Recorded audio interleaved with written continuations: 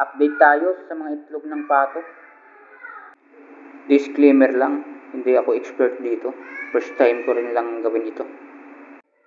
Ito na ang pang 8 days mula ng ating isalang itong mga itlog. 30 pieces. Tignan natin kung effective ba itong incubator na to. Fully automatic incubator na ito. Dual power na rin. Pwede itong sa 220 volt at 12 volt. Itong nabili ko ay kasya ang 64 na itlog. Pero may mga option tayo. Pwedeng 12, 24, 38, 48 at hanggang sa 130 eggs. Pwede na rin natin i-check ang itlog kung fertile ito gamit itong built-in na ilaw niya. So, tignan natin kung may development ba. Yun. Makikita natin na nagbubuo sa gilid niya.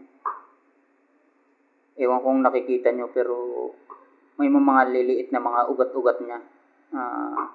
Sign na fertile itong itlog. Check natin yung mga iba. Yan. Pwede na ito. Parang pwede. So, tignan natin ang update sa susunod na linggo kung talagang effective. Kung ilan bang mapipisa sa mga itlog na ito.